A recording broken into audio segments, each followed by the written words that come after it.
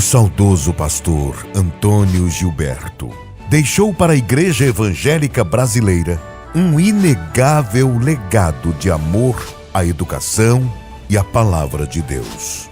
Por isso, a CPAD tem a honra de publicar a Bíblia com comentários de Antônio Gilberto.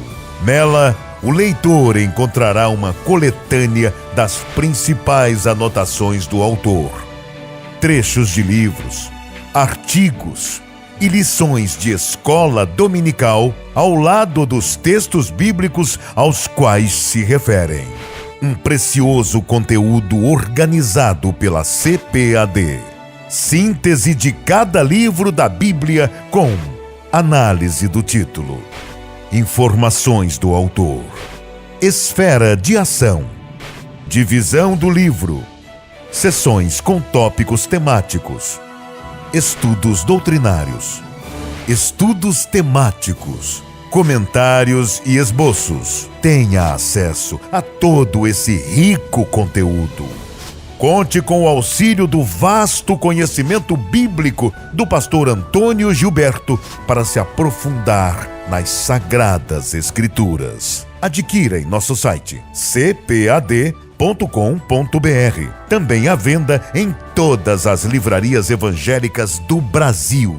E você ainda pode adquirir por telefone 0800 021 7373. Bíblia com comentários de Antônio Gilberto. O mesmo Jesus que disse ide e pregai, na mesma ocasião disse ide e ensinai. Um produto com a qualidade CPAD.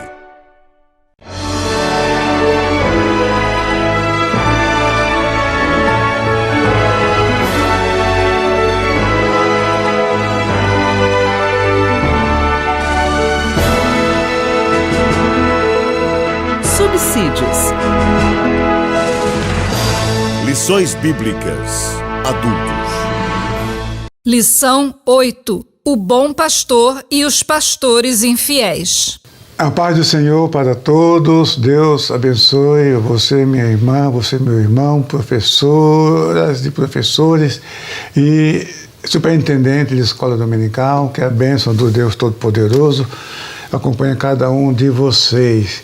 Hoje vamos iniciar a lição, a terceira parte do livro do profeta Ezequiel. As 7 primeiras lições, elas são temas da primeira parte do livro de Ezequiel. Nós estudamos na semana passada o capítulo 18, que é a lição número 7, sobre a responsabilidade individual.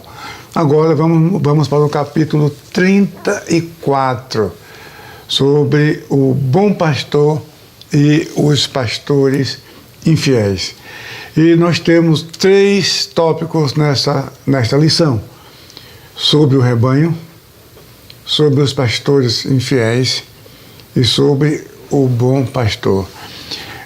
Na lição, na revista, o texto da Bíblica em classe, leitura bíblica em classe, vai do versículo 1 até o versículo 12. Mas no livro, nós fizemos uma exposição de todos os versículos deste capítulo. Então, é um estudo do capítulo completo. Então, nessa lição, nós temos sobre o rebanho, que é importante. É importante conhecer o rebanho, o significado dessa palavra no sentido literal, porque para o morador, o habitante da zona rural, da área agrícola, agropecuária, eles entendem isso com facilidade, sobre a ovelha, sobre o cordeiro, sobre o carneiro, o pastorio, tá? Mas a população urbana tem pouco conhecimento ou quase nenhum conhecimento dessa área. Então, eu achei melhor iniciar o tópico 1 falando sobre o rebanho, né? Então, na lição de vocês, você tem o que é ovelha. A ovelha é a fêmea do carneiro e o cordeiro é o filho do carneiro, até 1 ano de idade. Então, é bom, porque às vezes fala de carneiro, fala de cordeiro, fala de ovelha. Então, é bom saber quem é quem nesse negócio. Então, também, quem tem experiência no pastoreio, cuidado de ovelhas, vai entender com clareza meridiana essa mensagem.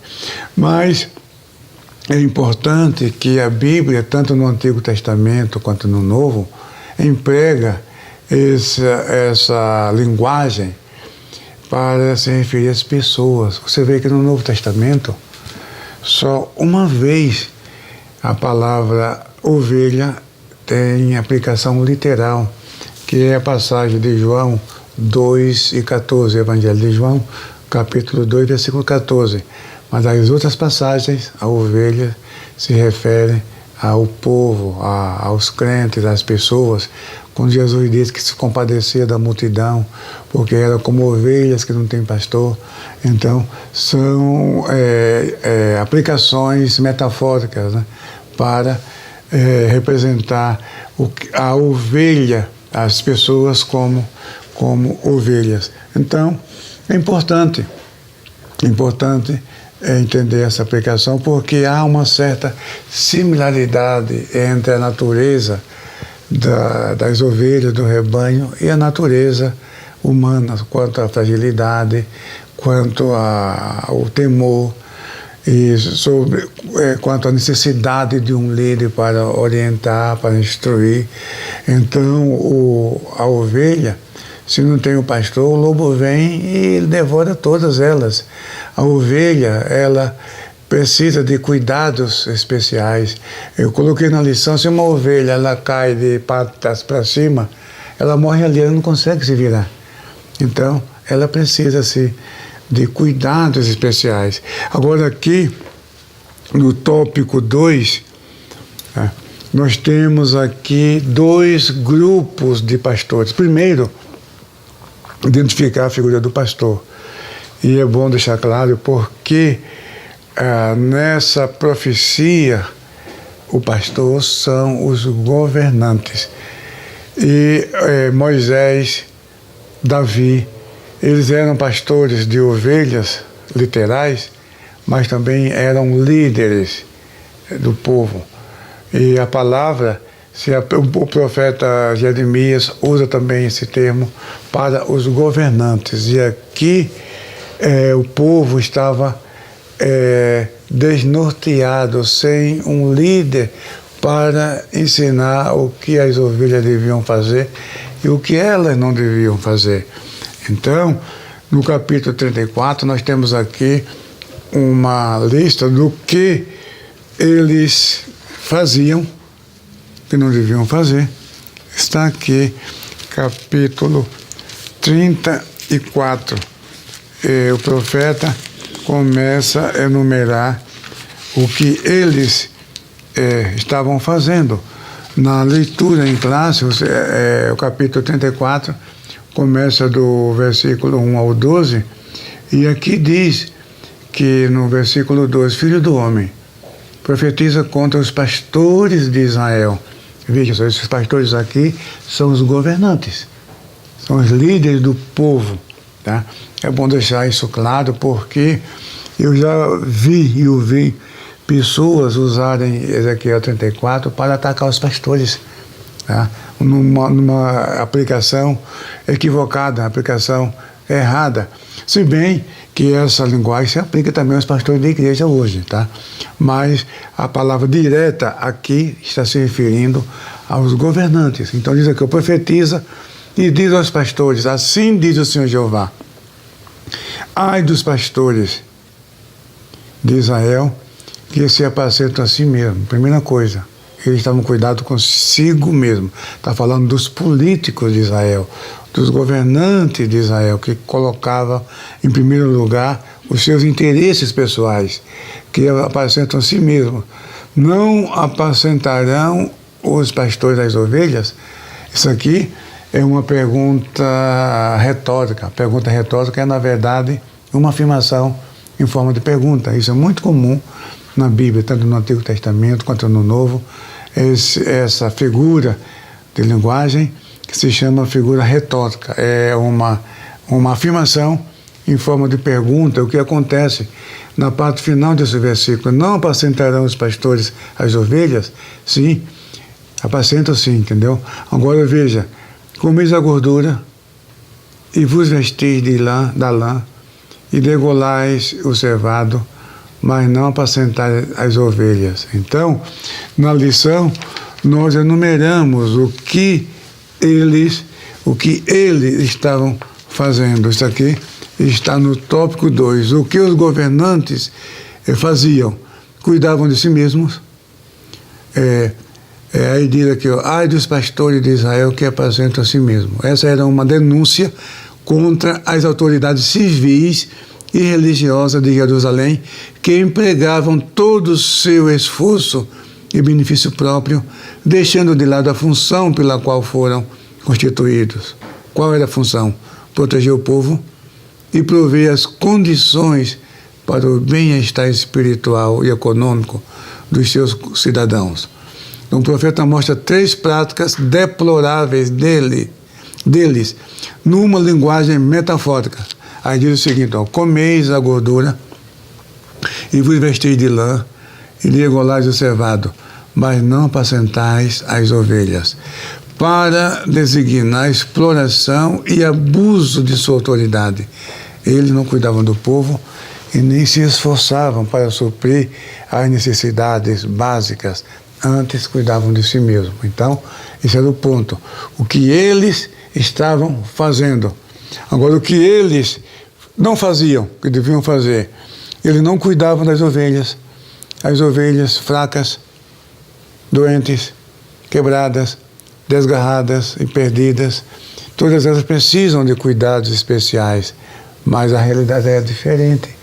Então, é claro que isso se aplica no dia a dia da igreja, é claro, mas a palavra aqui, o destinatário direto, original, eram os líderes, os governantes, e os sacerdotes também estavam incluídos neles, porque o Estado era teocrático. Israel é um Estado teocrático até hoje, não é um Estado laico. Então, é difícil separar o religioso do civil. E aí tem a promessa. Tá? Então, o tópico 3 fala do bom pastor, porque Deus, interessante, o profeta Jeremias, no capítulo 23, trata também desse tema, porque fala que esses pastores não visitavam o rebanho e Deus ficou de visitar esses pastores.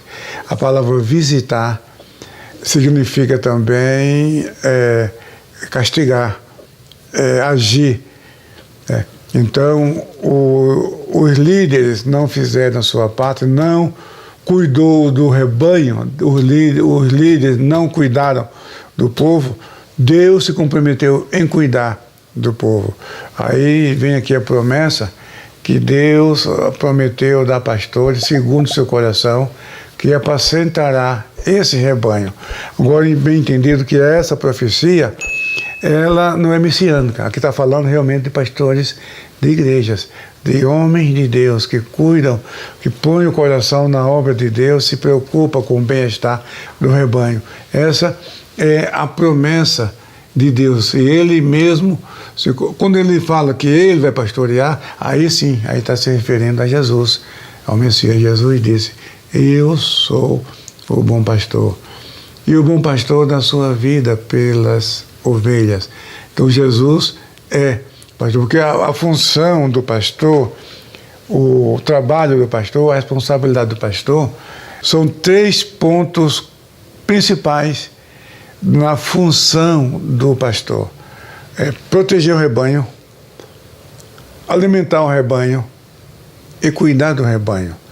Isso vale para os governantes em todos os países, no estado, no município, no país, governante se preocupar com o povo, a proteção, a alimentação e o cuidado.